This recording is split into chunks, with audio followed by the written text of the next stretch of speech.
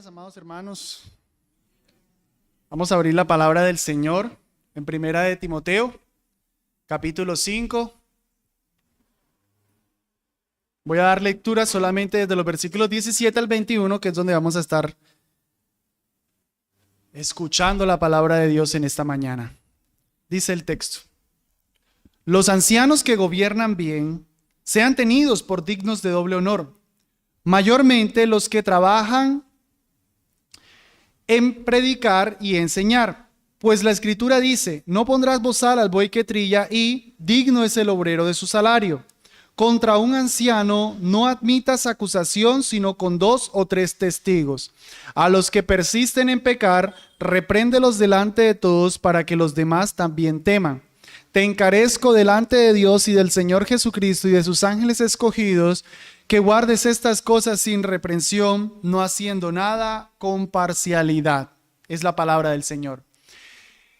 Desde el capítulo 5, versículo 17 hasta el versículo 25, nosotros tenemos básicamente 3 instrucciones que se le dan a la iglesia en su trato para con los pastores.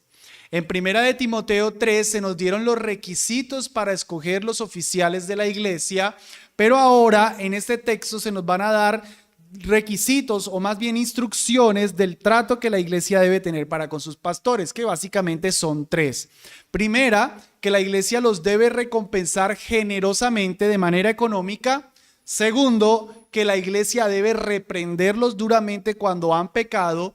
Y tercero, que la iglesia debe tener cuidado a quién le imponen las manos. Son las instrucciones que Pablo le da a Timoteo: remunerar económicamente a los pastores, disciplinar a los que pecan y tener cuidado a quienes se les impone las manos. En la mañana de hoy solamente nos vamos a ocupar de las primeras 2, es decir, de la recompensa económica y de la disciplina. Vamos entonces, hermanos, en los versículos 17 y 18 a prestar atención a este deber que como iglesia tenemos del sostenimiento económico de los pastores. Los ancianos que gobiernan bien sean tenidos por dignos de doble honor, mayormente los que trabajan en predicar y enseñar. Amados, obviamente, de más está decir que para mí es un poco incómodo tener que enseñar de esto. Yo mismo tener que enseñar que como iglesia tienen el deber de remunerar económicamente. Pareciera un sermón de conflictos de intereses, véanlo. Nos está pidiendo plata, cuadró el sermón para que le demos más. Amados, gracias a Dios que tenemos predicación expositiva secuencial, vamos verso a verso, domingo tras domingo, y ya ustedes saben que este es el texto que hoy nos corresponde. Si de pronto, de la nada, si en la iglesia tuviéramos la costumbre de predicar aleatoriamente y un día uno llega con un sermón de esto, pues se da ese sentimiento. Vino aquí porque está teniendo problemas económicos y necesita amonestarnos para dar. Ahora, si ese fuera el caso, yo tengo tranquila conciencia, ustedes saben qué es lo que llevamos en la secuencia, pero si aún fuera el caso, hermanos, es la palabra del Señor, y si el Señor dice eso y fuera una problemática que hay que atender, pues nos toca escuchar lo que el Señor dice.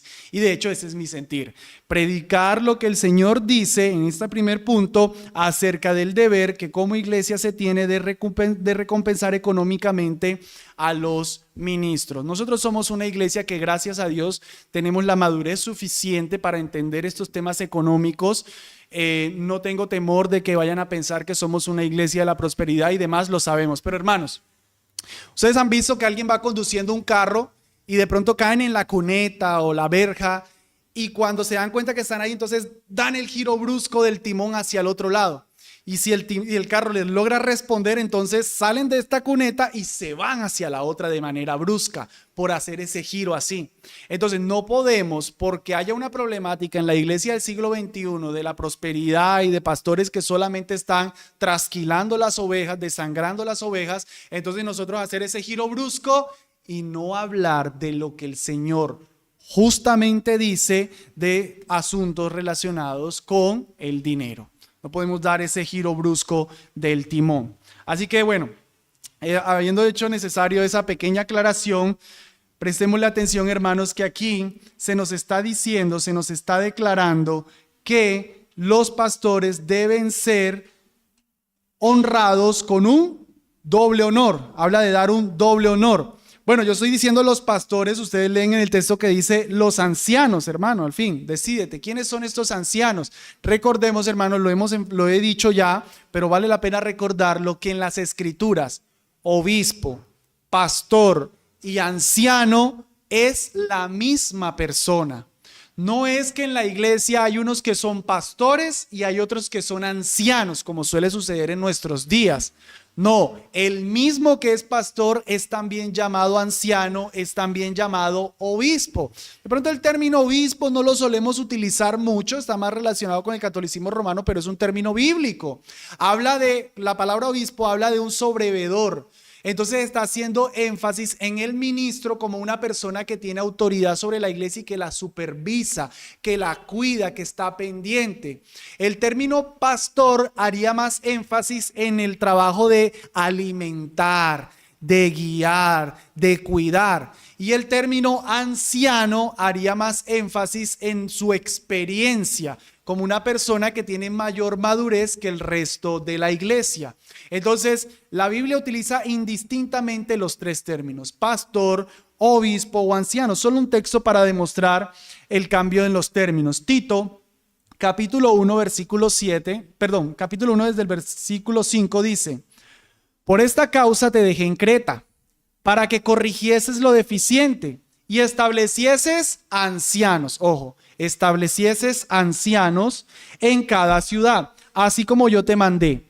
El que fuera irreprensible, marido de una sola mujer, y tenga hijos creyentes que no estén acusados de disolución ni de rebeldía, porque es necesario que el obispo sea irreprensible. Establece ancianos, da los requisitos y dice el obispo sea irreprensible. Hay otros textos en donde el apóstol Pedro se presenta como un anciano junto con la iglesia y también como un pastor junto con los otros pastores. Entonces son términos totalmente intercambiables. Nunca debemos pensar que en las iglesias una cosa es un pastor, otra cosa es un anciano. No, en la iglesia solo hay dos oficios: pastores y diáconos, o llámenle ancianos y diáconos, o llámenle obispos y diáconos. Son los únicos dos oficiales que hay en la iglesia. Ahora, para esos pastores, ancianos o obispos, nuestro texto, el énfasis está en sean tenidos por dignos de doble honor. ¿Qué es eso de doble honor? La palabra griega honor, timé, es una palabra que hace referencia a respeto, por un lado. Hace referencia al respeto debido que se le tienen a los ministros del evangelio.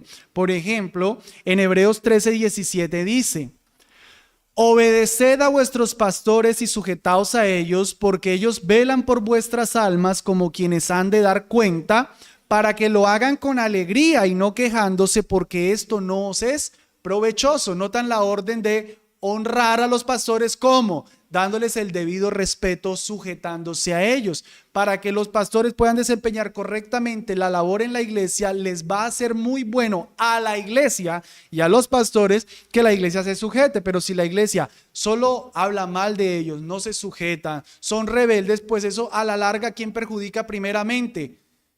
A la iglesia. Porque el pastor se va a desanimar, y al desanimarse, los que van a verse afectados espiritualmente es la iglesia. Primera Tesalonicenses 5, 12 y 13. Os rogamos, hermanos, que reconozcáis a los que trabajan entre vosotros y os presiden en el Señor y os amonestan, y que los tengáis en mucha estima y amor por causa de su obra. Tened paz entre vosotros. ¿Notan? Los que trabajan, los que los presiden, ténganlos en mucha estima, ámenlos. Es el llamado de tapa a tapa de las escrituras de honrar a los pastores obedeciendo, respetándolos, sujetando, amando, etcétera, etcétera. Pero, o más bien, adicionalmente a esto, la palabra honra no solamente se refiere a ese respeto, sino que también se refiere al sustento económico.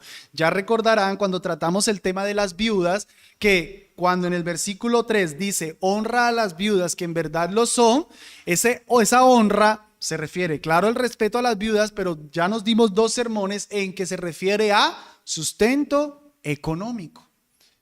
La palabra timé también se refiere a ese sustento económico, solo por leer un texto en el que se traduce precio. Hechos de los Apóstoles, capítulo 5, versículo 1. Pero cierto hombre llamado Ananías, con Zafira su mujer, vendió su heredad. Noten que está hablando de venta. Y sustrajo del timé, del honor, del precio. Sabiéndolo también su mujer y trayendo solo una parte, la puso a los pies de los apóstoles. Entonces noten que aquí hubo una venta y el precio que se sustrae es el honor. Entonces la palabra honor hace referencia al respeto, pero hace referencia también al dinero, el sustento económico, y de hecho ese es principalmente el énfasis que aquí hay. Noten nomás los siguientes versículos, versículo 18 de 1 Timoteo. Pues la escritura dice, no pondrás bozal al buey que trilla y digno es el obrero de su salario. Claramente el énfasis aquí entonces está en el tema económico, el doble honor está pensando en el sustento económico que se le debe dar a los pastores. Y ustedes dirán, bueno, pero ¿por qué Pablo utilizó el término honor? ¿Por qué no le puso simplemente salario, plata, dinero, palabras griegas que existen? ¿Por qué puso honor? Amados, porque no es lo mismo dar dinero porque toca dar dinero que dar dinero por honrar a la persona. Es como cuando hacemos un regalo. Cuando nosotros le hacemos un regalo, por ejemplo, el Día de las Madres, nosotros, o sería muy feo si es que alguien lo llegara a hacer, ese es el Día de las Madres, bueno, tome aquí su vestido, venga, la llevo al restaurante porque es que toca, ¿cierto? Eso no, la mamá no se siente honrada, pero si el hijo así sea un regalo muy sencillo, se lo da con sus esfuerzos y le dice, mami, porque eres mi mamá, porque te amo, por todo el trabajo que has hecho, etcétera, etcétera. Entonces la mamá se siente honrada. No necesariamente por lo que recibe, sino por la acción de que le están dando algo. Entonces por eso se utiliza la palabra honra, porque no es páguenles, sino es reconózcanlo, hónrenlo. Son personas que sirven, entonces son personas que con toda honra merecen recibir sustento económico. Por eso se utiliza la palabra honra y dice que debe ser doble. Los ancianos que gobiernan bien sean tenidos por dignos de doble honor. Amados, este doble lo hemos de entender comparado con las viudas del versículo 3. Si a las viudas había que darles honor, a los pastores hay que darles doble honor. Eso no es matemática. Eso no es como que, ok, si a las viudas les estamos dando 500,000 pesos, entonces al pastor démosle 1,000,000. No, esa no es la idea aquí. O si el mínimo está en 1,000,000, entonces al pastor démosle doble mínimo, démosle 2,000,000 de pesos. No, la idea es de generosidad. Hacer el llamado de dar doble honor está haciendo un llamado de darle generosamente. No es darle para que viva con lo necesario, sino que la Biblia llama a que a los pastores se les dé generosamente. Ya yo les había hecho la comparación desde hace 8 días que si debemos cuidar de una viuda, el Señor quiere entonces que con los pastores se les cuide mejor, que se les cuide generosamente. Y uno pudiera pensar, wow, pero la viuda, pobrecita, mírala, está sola, no tiene a nadie y demás. Sí, hónrala. Pero el pastor, aunque sea joven, aunque tenga fuerzas y demás, por causa de la labor que hace, debe ser honrado generosamente. Eso es lo que el Señor está diciendo aquí. Ahora bien, habiendo entendido eso, notemos quién lo debe recibir. Los pastores deben recibirlo, pero el texto nos va a hacer una leve categoría para decirnos quién debe recibir este doble honor. Habla de los ancianos que gobiernan bien. Noten, que gobiernan bien. El énfasis está en el adverbio, en bien. Para yo saber quién gobierna bien, yo necesito tener un punto de comparación, lo cual me está presuponiendo la pluralidad pastoral. En este texto se nos está presuponiendo que en una iglesia debe haber más de un pastor. Hoy día parece normal que exista solo un pastor. Si una iglesia tiene un pastor, no estoy diciendo que es una falsa iglesia porque el Señor es el que da ministros, pero lo que se supone es que la iglesia debe estar orando, anhelando y trabajando para que haya por lo menos dos, por lo menos. Las iglesias nunca son gobernadas por un solo pastor. Las iglesias deben ser gobernadas por una pluralidad pastoral, una pluralidad en la que todos ejercen la misma autoridad en la iglesia. No existe ni siquiera algo así como pastor principal, pastor secundario, pastor terciario, pastor auxiliar. No, todos los que sean pastores tienen la misma autoridad en la iglesia y debe ser otra vez por lo menos dos. Solamente leer unos textos en los que podemos ver que en el Nuevo Testamento se sobreentiende que en las iglesias había pluralidad. Hechos 14:23. Y constituyeron ancianos, plural, en cada iglesia. De Filipenses capítulo 1:1. Pablo y Timoteo, siervos de Jesucristo, a todos los santos en Cristo Jesús que están en Filipos con los obispos y diáconos. Obispos ya saben que es pastores. Santiago 5:14. ¿Está alguno enfermo entre vosotros? Llame a los ancianos, plural, de la iglesia y oren por él. Noten cómo en esos 3 sencillos versículos rápidamente se habla de pastores en una sola iglesia. Es el modelo bíblico. Ahora, el texto nos está diciendo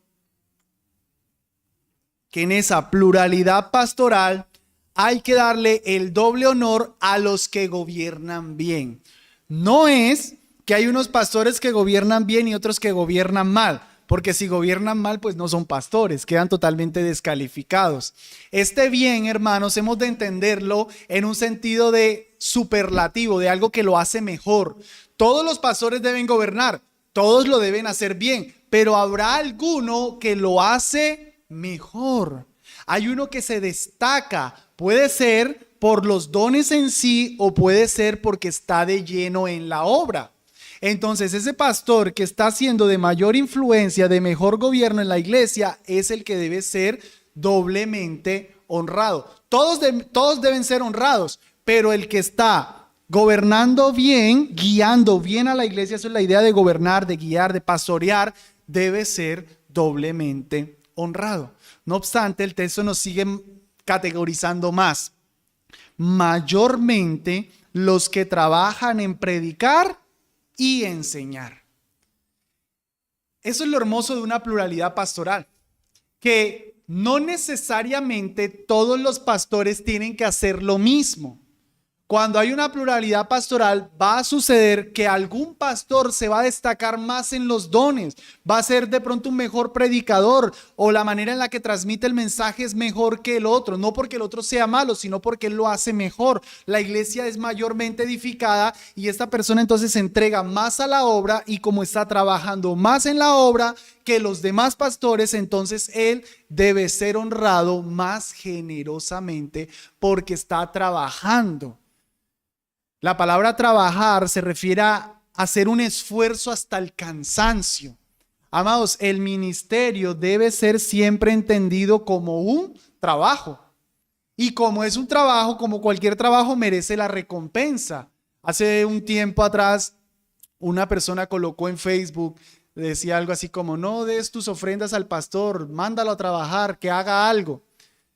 Pues es infructífero ponerse a pelear en Facebook, pero como la persona yo la conocía, entonces yo sabía de qué trabajaba. Entonces yo le dije, ella trabajaba con empanadas, vendiendo. Yo le decía, y que tampoco apoyen a las personas que venden empanadas, que las manden a trabajar porque no merecen. Entonces cuando vio el comentario, entendió e inmediatamente me pidió disculpas. Me dijo, no, Jeffrey, pues me refiero a los que roban, no sé qué. Yo le dije, exacto, tienes razón, hay unos que roban, pero tú estás diciendo los pastores y ahí estás metiendo a todo el mundo. Entonces, si la persona que hace empanadas merece que yo le pague sus 1,000, 2,000 pesos por la empanada, porque esa persona merece comer por el esfuerzo que hace, los pastores hacen un esfuerzo por predicar la palabra, por enseñarla, que también merece la debida recompensa. Esa palabra predicar es literalmente la palabra hablar. Los pastores hablan lo que Dios dice, predican lo que Dios enseñó. Y la palabra enseñar hace referencia a la instrucción doctrinal. Noten que utilizó las dos, predicar y enseñar. es bueno entender la diferencia. La palabra predicación, hermanos, cuando nosotros hablamos de predicación es lo que estoy haciendo ahorita. Hacer oír la voz de Dios directo al corazón. Es como que el énfasis en la predicación es el corazón, convencer el corazón, motivar el corazón, cambiar el corazón. En la palabra enseñanza es más la doctrina, más la mente. El foco principal es la mente. No es que solo la mente, no es que solo el corazón, sino que ese es el énfasis. Cuando los pastores enseñan, están pensando más en la instrucción doctrinal para separar la verdad del error. Cuando los pastores predican, están pensando más en el corazón. Y esas dos labores son en las que algunos se van a entregar más de lleno. Y si está más de lleno en eso, otra vez, ya sea porque los dones son mejores o sencillamente porque se dedica a tiempo completo, entonces debe ser doblemente honrado. Hermanos, porque pasa que las iglesias no siempre tienen para sostener a los diferentes pastores y entonces habrá uno que muy probablemente tenga una vocación secular. Hay uno que, bueno, por regla, sería ideal que siempre haya uno que está a tiempo completo y que los demás, por temas económicos o por cualquier otra situación, tengan una ocupación secular para sustentarse. Obviamente el que va a estar más de lleno es la persona que debe ser socorrida mayor por la iglesia porque él no tiene un empleo del cual pueda derivar alguna ganancia. Aquí, hermanos, hemos de entender, conforme a nuestra doctrina bautista reformada, que la diferenciación no es entre ancianos que gobiernan y ancianos que enseñan. Eso es lo que hacen nuestros hermanos presbiterianos. Ellos de este texto dicen que en las iglesias existe lo que se llama anciano docente y anciano gobernante. Son dos tipos de pastores. Entonces los ancianos docentes tienen unas funciones, los ancianos gobernantes tienen otras funciones. No, la comparación aquí está entre los que gobiernan bien, es decir, los que lo hacen mejor y los que lo hacen dentro de lo básico. Los que están de lleno en la obra y los que no están de lleno en la obra, pero ambos tienen que gobernar y ambos tienen que enseñar. Todo pastor tiene que ser capaz de eso, pero habrá unos que lo hacen mejor que otros. Esa es la comparación. Aquí no tenemos un tercer oficio. Entonces, obispo gobernante, obispo docente y diácono. No, solamente uno, obispo y diácono. Y el obispo seguramente en una iglesia se pudiera dividir y decir, ok, hermano, tú entrégate de lleno a la predicación de la palabra y nosotros más bien nos encargamos aquí de estos otros asuntos. Tú dedícate al estudio, tú predica, tú da discipulados y nosotros nos ocupamos de estos asuntos porque definitivamente tú tienes mejores dones. Y como es así, esa persona debe ser tenida por digna de doble honor. Y aquí viene lo importante otra vez, ser tenidos. Eso es para la iglesia, hermanos. No es el pastor el que se pone el precio. No es pastores, ustedes estén subiéndose el sueldo. Se supone que la iglesia es la que lo tiene en esa estima. O sea que la iglesia es la que está pendiente. Este hombre me está bendiciendo. Este hombre me está enseñando. Este hombre está dedicado. ¿Cómo está su sustento económico? Es un llamado a la iglesia, no es al pastor a que se suba el sueldo, es un llamado a la iglesia a que estén pendientes del sustento económico de sus ministros. Eso es lo importante, hermanos. Notemos que la iglesia es más que simplemente venir a escuchar un culto. En la iglesia nosotros no somos espectadores, hermanos. Lo veíamos incluso con las viudas, es ver qué viuda está necesitada y si la estamos proveyendo. La vida de iglesia es también estar pendiente de si la persona que me ministra la palabra tiene el debido sustento. En Gálatas 6:6 dice, el que es enseñado en la palabra, haga partícipe de toda cosa buena al que lo instruye. Es el mandato de las escrituras. En la iglesia, hermanos, en conclusión, debe haber una pluralidad pastoral. A la luz de este texto entendemos que en esa pluralidad habrá algunos que se dedican más de lleno a la obra y entonces, por tanto, esas personas deben ser remuneradas generosamente. Ahora, en el versículo 18, el apóstol Pablo va a sustentar esta declaración con las mismas escrituras. Nos parece obvio lo que he dicho, pero por si al caso, el Espíritu Santo lo va a sustentar con la misma palabra. Pablo sustenta esta orden por medio de dos textos de las Escrituras. Uno que dice, no pondrás bozal al buey que trilla, el cual está en Deuteronomio 25:4, y el otro texto de la Escritura es el que dice, digno es el obrero de su salario. Permítame un pequeño paréntesis aquí. La Escritura dice, Deuteronomio 25, bien, es Escritura. Pero también citó como Escritura Lucas 10:7. Y Lucas 10:7 es un texto del Nuevo Testamento. ¡Wow! ¡Qué sabiduría tan profunda la mía! Lo importante aquí, hermanos, es que el apóstol Pablo está citando a otro hermano en Cristo, a Lucas, y diciendo que lo que Lucas escribió es también palabra del Señor. El Nuevo Testamento es tan escritura como el Antiguo Testamento. Es un autor del Nuevo Testamento citando a otro y diciendo, eso es escritura. Cierro paréntesis. Ahora, esos dos textos de las Escrituras son interpretados hermosamente en 1 Corintios 9. Quiero que vayamos a 1 Corintios 9:3. Pablo va a sustentar esto con la Escritura y la misma Escritura en 1 Corintios 9:3 interpreta la Escritura. Entonces dejemos que la Escritura interprete la Escritura. ¿Qué quiere decir eso de no pondrás bozal al buey que trilla y digno es el obrero de su salario? La misma Escritura lo interpreta. En el contexto, a Pablo lo estaban acusando de que él se estaba aprovechando de la iglesia porque él recibía dinero de la iglesia. Es un falso apóstol, mira, los está trasquilando porque recibe dinero de la iglesia. Es un abusador esos ministros porque se casan con las hermanas de la iglesia. Esa es la situación. Versículo 3, 1 Corintios 9:3. Contra los que me acusan, esta es mi defensa. ¿Acaso no tenemos derecho de comer y beber? O sea, noten, hermanos, la sencillez del discurso. Porque van a criticar que estamos recibiendo dinero de la iglesia. Es que no tenemos derecho a comer y beber.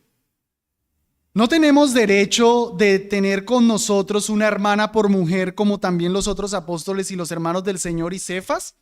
Si Cefas tiene su esposa, ¿por qué nosotros no tenemos derecho a casarnos? ¿Por qué?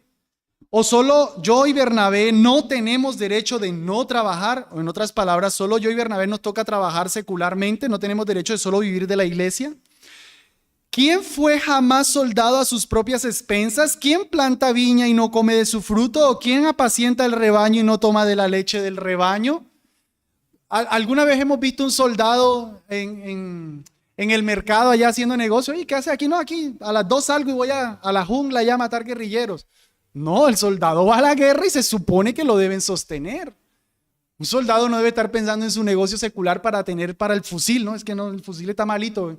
Ojalá me vaya bien en los negocios para comprármelo. No, eso es lógica. O quien siembra y le dio su cebolla, le dio los tomates y, ay, no puedo ser abusivo de esas planticas. Voy y compro al mercado. No, pues si sembró, come de eso.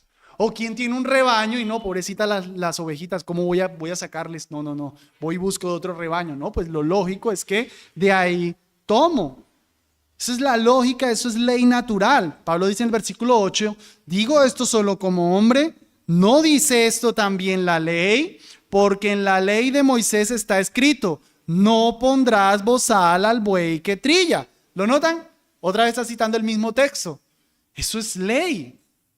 Pero noten, ¿tiene Dios cuidado de los bueyes o lo dice enteramente por nosotros? Pablo está diciendo, ese texto de Deuteronomio 25, ¿qué significa? Significa que literalmente no le podemos poner bozal al buey que trilla, al buey que está trabajando. ¿Dice la ley eso por los bueyes? ¿Está teniendo Dios cuidado de los bueyes o será que lo dice por nosotros? Interpreta.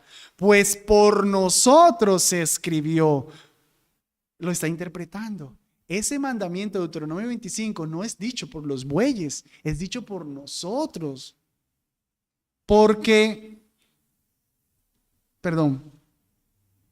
con esperanza debe arar el que ara y el que trilla con esperanza de recibir el fruto. Noten, hermanos, a nosotros nos parecería mal que un ministro diga, uy, la iglesia está creciendo, ojalá me suba un poquitico la remuneración. O nos parecería mal que un pastor se exprese como que, ay, ojalá las ofrendas suban para que pues me pueda ir mejor. Nos parecería mal, pero el texto está reconociendo que eso es un motivo válido. Con esperanza ara el que trabaja. No es el último motivo. No es el principal motivo, pero es un motivo válido. Se trabaja en el pueblo del Señor con la esperanza de recibir remuneración de esa labor. Los pastores no son unos asalariados, pero tienen la esperanza de recibir remuneración. Versículo 11. Si nosotros sembramos entre vosotros lo espiritual, es gran cosa que segaremos de vosotros lo material. Si otros participan de este derecho sobre vosotros, ¿cuánto más nosotros? Si el del gimnasio recibe plata para que vayas a correr allá y le das dinero porque te da un servicio, y no estás criticando al del gimnasio y quejándote con él, que es un vago y demás, ¿cuánto más el que te ministra la palabra? Es lo que Pablo está diciendo. Y está poniendo el principio de la recompensa. Los pastores cuidan espiritualmente y entonces siembran lo material. Pero no hemos usado de este derecho, sino que lo soportamos todo por no poner obstáculo ninguno al evangelio de Cristo. ¿No sabéis que los que trabajan en las cosas sagradas comen del templo y que los que sirven al altar del altar participan? Así también ordenó el Señor, y aquí va a citar Lucas 10, a los que anuncian el evangelio que vivan del evangelio. ¿Quién mandó eso? ¿El hermano Jeffrey que está necesitando plata y por eso está predicando eso? El Señor mandó que los que anuncian el evangelio vivan del evangelio. Amados, no tenemos culpa de que haya unas personas que lo hayan tergiversado o que haya algunos que no les guste que los pastores reciban dinero de su labor en el evangelio. El Señor lo mandó. El Señor Jesucristo dio la orden explícita que las personas que sirven en la obra deben ser sostenidas por la obra. Eso es mandato del Señor. Entregar mi vida a Cristo es saber que Él tiene ministros y que esos ministros deben ser sostenidos con mi dinero. Eso es cristianismo básico. Eso es cristianismo básico. Yo no tengo por qué tapar eso, yo no tengo por qué dar ese giro del timón brusco. Es lo que el Señor dice. Cuando yo no apoyo económicamente el ministerio, hermanos, yo estoy poniendo bozal al buey que está trillando mi alma. Amado, cuando todo tu dinero te lo quedas para ti y no consideras el que está ministrando tu alma, tú estás poniendo bozal al buey que está trillando tu propia alma.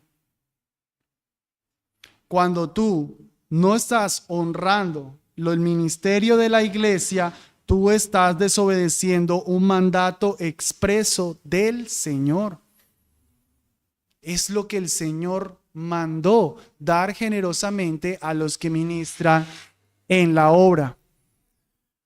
Una vez escuché un caso de un pastor que la iglesia estaba haciendo una colecta para proveerle algo, un comedor, no recuerdo qué era, y algunos hermanos se molestaron. Eso puede suceder, eso obviamente puede suceder. Se le hace una colecta en la iglesia para darle algo que el pastor necesite, imaginémonos un comedor, imaginémonos un refrigerador, etcétera, etcétera. Y despierta entonces, ¿y por qué al otro no? ¿Y por qué aquel no? ¿Y por qué al pastor sí? Es que eso es acepción de personas. No, eso es mandato del Señor. Si la iglesia debería ver por las necesidades de alguien, es doblemente por la de sus ministros. Eso jamás nos debe generar a nosotros una crítica al cristianismo. Repito, eso es un mandato del Señor. Cuando yo aporto para que tengan, hermanos, yo estoy contribuyendo al reino de Dios.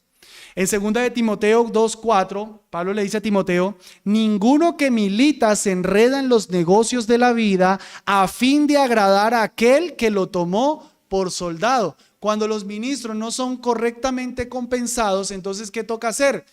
Dice la Escritura: el que no provee para sus casas es peor que un incrédulo. Entonces tendrá que enredarse en los negocios de la vida. Tendrá que buscarse una empresa, tendrá que buscarse un trabajo, y eso toma tiempo. Y al dedicar su tiempo a otras cosas, no puede dedicar el debido tiempo al cuidado de la iglesia. ¿Y quiénes son los afectados? La misma iglesia. Entonces, por eso el Señor les decía incluso ahorita que lo ideal es que a lo menos haya uno que esté totalmente disponible 24/7.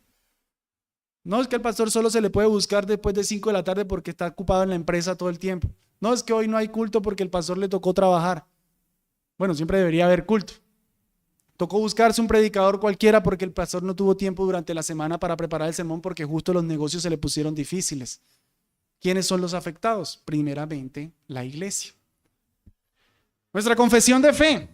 Hermanos, piensen, un documento histórico, doctrinal, serio, por el que la gente, por lo que fue necesario escribirlo, porque si no hasta los estaban matando. En la confesión de fe, en el capítulo 26, versículo 10, quedó consignado algo referente al sostenimiento de los ministros. Dice, siendo la obra de los pastores atender constantemente al servicio de Cristo en sus iglesias, en el ministerio de la palabra y la oración, velando por sus almas como aquellos que han de dar cuenta de él, es la responsabilidad de las iglesias a las que ellos ministran, darles no solamente todo el respeto debido, sino compartir también con ellos todas sus cosas buenas según sus posibilidades, de manera que tengan una provisión adecuada sin que tengan que enredarse en actividades seculares y puedan también practicar la hospitalidad hacia los demás. Esto lo requiere la ley de la naturaleza, lo obvio, y el mandato expreso de nuestro Señor Jesús, quien ha ordenado que los que predican el evangelio vivan del evangelio. En la confesión de fe quedó consignado.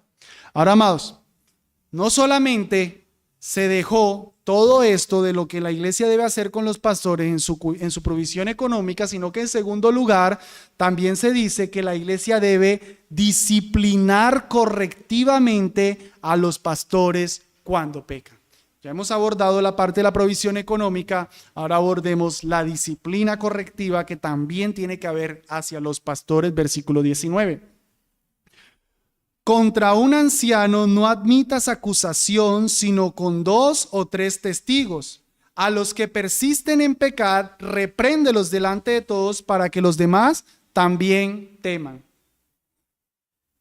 En este texto, el Espíritu Santo está dejando a los ministros bajo la misma disciplina que cualquier miembro de la iglesia debe tener cuando hay pecado. Los ministros no están excluidos de la disciplina, ellos también deben ser disciplinados. Sin embargo, como ellos son los líderes de la iglesia, por lo general son las personas que más van a ser acusadas. Son las personas que gente malintencionada va a buscar destruir para dañar a toda la iglesia. Entonces lo que el Espíritu Santo hace sí es poner una cierta medida de cobertura. Sí los está protegiendo. ¿Cuál medida colocó? Nunca tomes en serio un juicio, una acusación contra un ministro a menos que haya 2 o 3 testigos. Y eso necesito aclararlo. No es que viene un hermano a acusar a un pastor y busca 2 por ahí para que se paren ahí cuando él esté acusando. Y le preguntan a los otros 2, ¿y ustedes qué tienen que ver aquí? No, pues estamos aquí de testigos. ¿Y qué vieron ustedes? No, nada, estamos de testigos. No. El testigo es alguien que sabe, que vio, que es testigo, valga la redundancia, de los hechos. No es uno que trae a 2 para respaldar ahí. No. Es que 2 o 3 que también dicen lo mismo y que cuando se sigue la debida investigación se comprueba que es verdad. Esa es la idea. Tampoco es que tienen que necesariamente venir los 3 testigos. Y creo que eso es importante incluso para asuntos como el tema sexual. Una mujer muchas veces difícilmente llega a acusar al pastor cuando él ha tenido alguna conducta sexual impropia con ella, porque las mujeres se suelen sentir temerosas, él es el pastor, nadie me va a creer, etcétera, etcétera. ¿A cuánto más difícil si esperamos que necesariamente tengan que venir 3 hermanas al mismo tiempo? No, pero si un día una hermana hace la acusación, otro día, otra hermana hace la acusación y se hace la debida investigación, así estas 2 hermanas nunca se conocieron la una a la otra o nunca se hablaron la una a la otra, entonces esa acusación debe ser tenida en serio porque ya no estamos hablando de solo una y aislado, sino que ya estamos hablando de 2 o tal vez 3. Creo que esto se les olvidó con Rabbi Zacarías. Ustedes conocieron la historia de Rabbi Zacarías, un apologeta cristiano, un hombre importantísimo en el cristianismo, una eminencia. Y después que se murió, se le destapó todo el adulterio que tenía tras sí. Unos escándalos horribles. Mujeres lo habían demandado en vida. Ya habían dicho, el hombre tenía como una cosa de masajes y allá invitaba y terminaba abusando de ellas. Se aprovechaba de los mismos recursos que el ministerio tenía, daba favores a mujeres y después les pedía a cambio sexo. Un falso maestro, creo yo, murió sin ningún arrepentimiento. Si se hubiese arrepentido, pero murió, nunca se supo un arrepentimiento de él. Hasta después que murió es que se supo todo. Y la evidencia demuestra que hasta poquito tiempo antes de su fallecimiento estaba en esa conducta. ¿Cómo es posible? Bueno, es que no era una iglesia, pero ese es el problema, que se les olvida que si están haciendo cosas de iglesia, por lo menos deberían tratar de funcionar como iglesia. ¿Cómo es posible que 3 mujeres ya lo habían denunciado, se hicieron las investigaciones, se comprobó y ahí seguía? Calladito, calladito. Alguna vez a una mujer le dijo que si ella lo denunció, que si ella hablaba contra él, entonces ella iba a ser culpable de que muchas almas se perdieran. Miren la manera en la que oraba. Y claro, ¿qué pensaba esa mujer? Tiene razón. No, más bien esa mujer debió hablar para que muchas almas no se perdieran por lo que él estaba haciendo. Por no tomar en serio que había más de 2 testigos hablando contra un ministro y justo diciendo lo mismo y con todo y evidencia. Hermanos, aunque este mandato es primeramente para Timoteo, es decir, Timoteo, no aceptes, no lo tomes como cierto, a menos que se haga la debida investigación y se compruebe con 2 o 3 testigos, eso también tiene aplicación para toda la iglesia. Amados, nos debemos cuidar, cuídense cuando otro hermano viene a hacer una acusación contra el ministro. Yo no debería, cuando un hermano viene y me dice, no, es que mira que el hermano tal y es esto y hizo aquello, yo no debería tomar eso como cierto a menos que hayan 2 o 3 testigos. Aquí está pensando principalmente en el juicio de la iglesia. Pero en términos del día a día, yo no debería estar escuchando cuando se esté acusando algo contra un ministro si es que no hay 2 o 3 testigos, porque probablemente sea alguien que quiere dañar al que está predicando el evangelio, sea alguien que está levantando un falso testimonio, y ese tema es delicado, hermanos. El Señor está teniendo cuidado porque sabe que eso sucede. Y si se comprueba que es un pecador, ¿qué toca hacer? A los que persisten en pecar, repréndelos duramente delante de todos. Repréndelos con todo rigor delante de todos.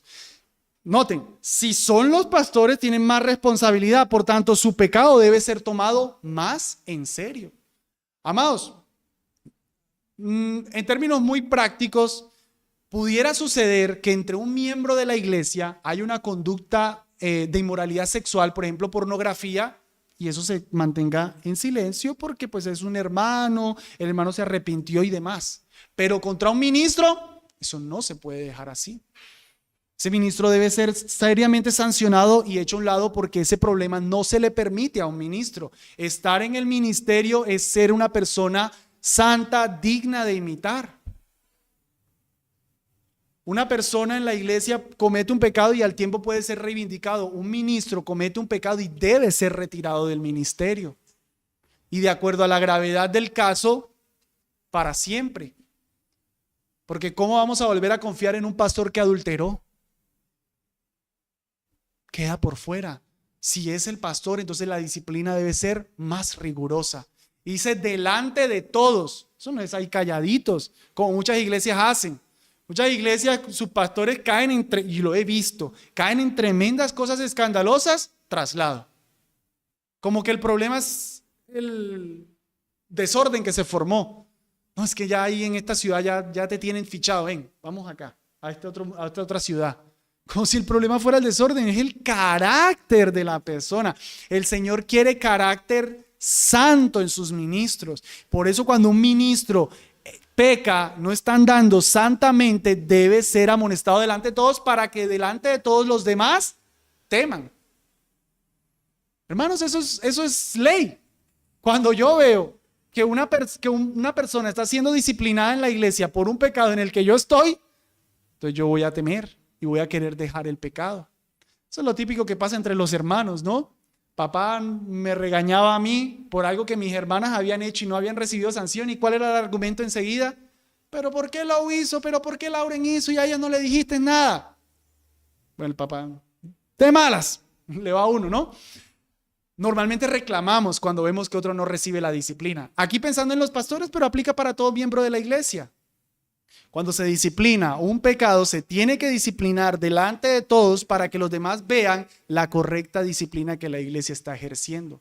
Más de un pastor, porque se nota, se ve. Una vez conocí un caso de un hermano de una iglesia que había adulterado y pues estaba en su casa nomás el problema y su pastor, pero lastimosamente la esposa era ágil de lengua y ella lo comentó. Y eso se empezó a saber en la iglesia y nunca sucedió nada. ¿Cuál fue el sentir siempre? En esta iglesia pueden adulterar y nada pasa. Creo que el proceso que hizo el pastor fue correcto, pero como eso se dispersó, ya debió haber sido necesario públicamente. Ahora, en un pastor definitivamente es público. Definitivamente es público. Y Pablo le dice, te encarezco delante de Dios y del Señor Jesucristo y de sus ángeles escogidos, que guardes estas cosas sin prejuicio, no haciendo nada con parcialidad. Imagínense la medio corte suprema que le citó. Timoteo, tómate en serio el pecado de los pastores. Tú no te tomas en serio. Mira, te presento a la Corte Suprema de Justicia. Dios, el Señor Jesucristo y sus ángeles escogidos. ¿Quieres rendir cuenta a ellos por pasar por alto el pecado de los pastores? Se pone en serio la cosa porque los pastores tienen que andar de manera irreprensible.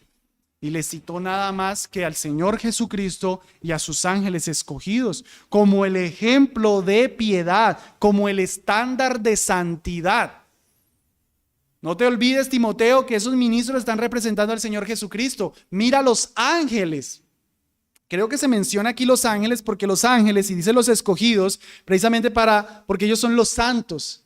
Como si estuviera diciendo, mira la manera en la que los ángeles sirven al Señor. Hágase tu voluntad como en el cielo, así también en la tierra. Así como en el cielo los ángeles hacen perfectamente la voluntad, así los pastores la deben hacer. Si no lo están haciendo, amonéstalos duramente. Si han sido hallados culpables de pecado, tienen que ser reprendidos delante de la iglesia. Haz esto, Timoteo, no guardando, no teniendo ningún prejuicio, ni haciendo nada con parcialidad. ¿Por qué, hermanos? Porque sucede que las emociones se involucran, ¿no? Pero es que es el hombre que me discipuló, me enseñó el evangelio, me bautizó, me aconsejó, me casó, mejor dicho. ¿Cómo lo vamos a disciplinar? Déjelo ahí, páseselo por alto. No, más duro, porque es un ministro. No se puede tener esos temas emocionales ahí, hermanos. Es o lo que el Señor dice o lo que yo digo. ¿O quién es el misericordioso? ¿Yo o Dios? Cuando yo pienso así, yo estoy pensando que yo soy más misericordioso que Dios. Dios dice que para reprenderlo duramente, pero nosotros no, pobrecito, 40 años de ministerio, trasladémoslo. No, duramente delante de todos porque están representando la santidad de Dios y ellos deben ser un modelo de santidad. Si ellos no son modelos de santidad, la iglesia va a ir en declive. Hermanos, Dios quiere que la iglesia avance el reino, la iglesia completa, todos nosotros, pero los ministros van a tener un papel fundamental en esa labor. Hay que reconocerlo. No se avanza tanto el ministerio de una iglesia por lo que el pastor, por lo que los miembros hacen, como por lo que el pastor hace. Por eso el Señor les demanda más. Y cuando hay pecado en ellos, la iglesia está llamada a reprenderlos delante de todos. Y esa reprensión hace que todos teman. Si no se le pasó al pastor, ¿cómo se le va a pasar a otro? Si el pastor fue amonestado por eso, yo también voy a ser amonestado. Aquí no hay roscas. Hay más duro para los pastores, sí, pero no hay roscas. 2 Corintios 7:11 dice, porque he aquí esto mismo de que hayáis sido contristados según Dios, o sea, una amonestación que Pablo le hizo a la iglesia, dice, ¿Qué solicitud produjo en vosotros? ¿Qué defensa? ¿Qué indignación? ¿Qué temor? ¿Qué ardiente afecto? ¿Qué celo y qué vindicación? Eso hace la amonestación del pecado. Cuando el pecado es amonestado y lo recibo en humildad, como pasó con los corintios, Pablo dice, wow, qué santidad en la que ustedes empezaron a vivir. Amados, en conclusión, este texto nos ha dejado dos mandatos para con los pastores. El primero, que deben ser honrados, deben ser recompensados generosamente por razón de su oficio. El Señor quiere que como iglesia, aquellos que están ministrándonos la palabra del Señor sean generosamente recompensados. Si yo como miembro de esta iglesia, no me importa si ese ministro está comiendo o no, yo estoy pecando.